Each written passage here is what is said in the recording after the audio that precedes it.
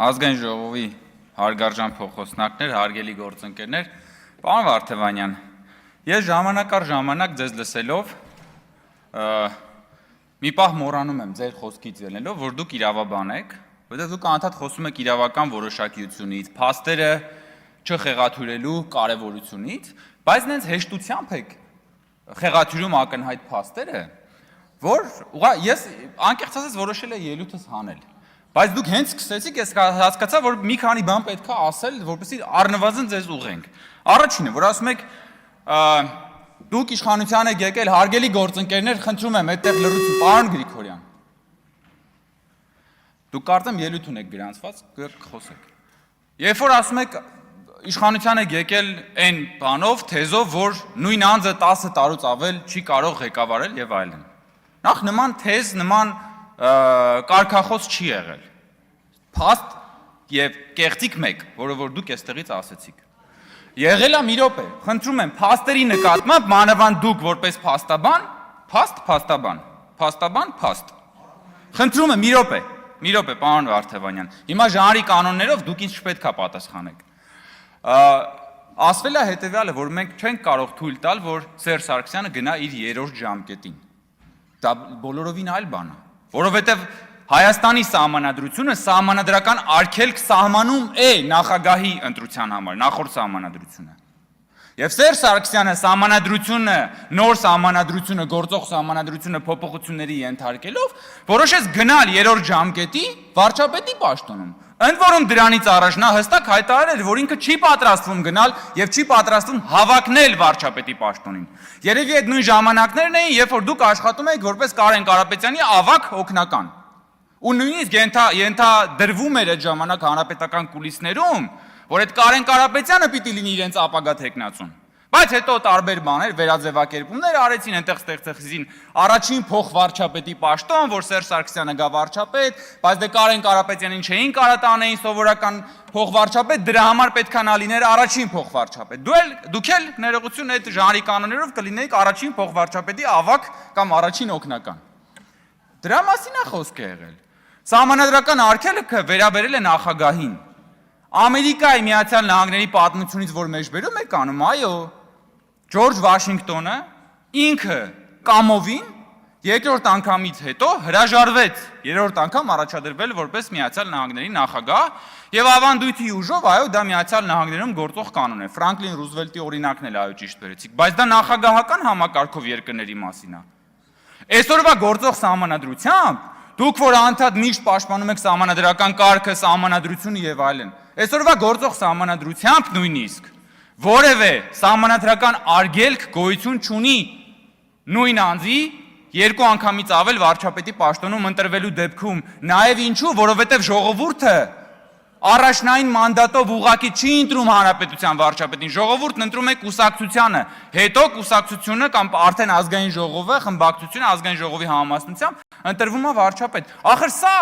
այբուբեն է, քաղաքական այբուբեն է, պարոն Վարդևանյան։ Եվ նույնիսկ օրինակներ կան տարբեր երկրներում, ամենահայտնի օրինակը Անգելա Մերկելն է Գերմանիայում, մի ուրիշ օրինակ կա Թոնի Բլերը Մեծ Բրիտանիայում, որը եթե չեմ սխալվում 3 անգամ ընտրվել, օրինակ կա Ավստրալիայում, որը եւս պարլամենտական երկիր է, օրինակ կա Նիդերլանդներում, որը եւս պարլամենտական երկիր է։ Բազմը պարլամենտական համակարգերը տարբերվում են նախագահական նախորդ մեր համակարգերից, որովհետեւ այդ դեպքում նախորդ մեր համակարգում ժողովուրդը առաջնային մանդատով գնում ընտրում էր նախագահ, ու դրա համար էլ այո, այդ սահմանադրական արգելքը սահմանվել էր։ Հիմա ասենք օրինակ ես անիմաստ 4.5 րոպե ժամանակ ծախսեցի այս այբուբենը բացատրելու համար էստեղից։ Բայց դուք ես վստահ եմ, որ դուք դա գիտեք։ Բայց դուք փաստերի նկատմամբ բան եք, սելեկտիվ եք։ Այնպես սելեկտիվ եք, ինչպես որ երբ որ ասում եք, որ մեր կառավարությունը 3 պատերազմ է բերել։ Եվ դրանով դուք փաստորեն շարունակում եք Ռոբերտ Քոչարյանական եւ Սերժ Սարգսյանական ավանդույթը, որը որ Հայաստանի Հանրապետությանն է մեղադրում պատերազմը սկսելու մեջ։ Դուք որ ամեն օր գալիս եք այստեղ եւ խոսում եք պատերազմից, խոսում եք եռաբլուրից, խոսում եք զոհերից, երբեմն ձեր գործընկերներն էլ զոհերի թիվը 1000-ով կամ 2000-ով ըստ իրենց ճաշակի նախընտրությունների կամ դրանց բացակայության ավելացնում են։ Հիմա էլ գալիս ու շարունակում եք այդ ավանդույթը եւ ասում եք, որ բան 3 պատերազմ ենք բերել, դրանով մեղադրանքը դնելով Հայաստանի Հանրապետության վրա։ Դուք այնքան շատ եք ատելությամբ լցված մեր կուսակցության եւ վարչապետի նկատմամբ, որ ձեր ատելությունը չեք էլ հասկանում, թե ոնց տեղափոխվում է Հայաստանի Հանրապետության վրա։ Որտեւ դուք մեղադրում եք Հայաստանի Հանրապետությանը, ոչ թե Հայաստան քաղաքացիական պայմանագրին։ Ասում եք բան, պարոն Վարդևանյան, նայեք ինչ եք ասում։ Ասում եք դուք բորբոքվել եք պատերազմի վերքը, որպեսզի իշխանության գաք եւ այլն եւ այլն։ Վերքերը բորբոքել, երբ որ ասում եք, ես ակամա հիշում եմ երկու բան։ Առաջի բանը հիշում եմ 2021 թվականի, երբ որ դուք Հայաստան դաշինքի ցուցակում եք եւ Հայաստան դաշինքը իր նախընտրական գովազդում բայրակթարների կադրերն էր դնում, թե ոնց են հայ զինվորներին սպանում եւ այդ ցավը բաներ անում, քաղաքականապես կապիտալիզացնում էր, որպեսզի ձայն ստանար, իշխանությունը վերցներ։ Հետո մեկ էլ հիշում եմ 2026 թվականը, որ դուք ուժեղ Հայաստանի ցուցակում նույն տեխնոլոգիան օգտագործելով 300,000 ադրբեջանցիների կեղծ թեզն էիք տարածում հասարակությանը, հանրությանը ահաբեկելով, որպեսզի կարողանաք Հայաստանում իշխանություն վերցնել։ Հիմա ով է ինչը բորբոքում, ով է էմոցիան բորբոքում, ով է վերքը բորբոքում։ Դուք այդ վերքը, դուք այդ դժբախտությունը դրել եք արդյունաբերական ռելսերի վրա։ Դուք մահվան վաճառականությամբ եք զբաղվել, ընդ որում ձեր նախորդ խմբակցությունը, ձեր ներկա խմբակցությունը։ Եվ դա մեր ու ձեր ու գալիս եք ասում եք հաղթանակած, մենք հաղթել ենք, ի՞նչն եք հա։ Վարչապետը դրա մասին խոսած, ես տարբեր առիթներով խոսել ենք, էլի։ Բա ոնց է եղել, որ ձեր հաղթած նախագահները բոլոր ընտրություններում պարտվել են սեփական ժողովրդին, ոնց։ Լավ, բայց ձեր մտքով չի անցել, բայց հաղթած նախագահները, որ գալիս են սեփական ժողովրդին, պարտվում են։ Ու հետո ժողովրդի կամքը ոտնահարում են, ասպատակում են սահմանադրությունը, բռնազավթում են իշխանությունը, բա դա ձեզ մտածելու տեղիք չի տալիս։ Ձեզ մտածելու տեղիք չի տալիս, որ դուք ասում եք պարտված ղեկավարը պիտի հեռանա։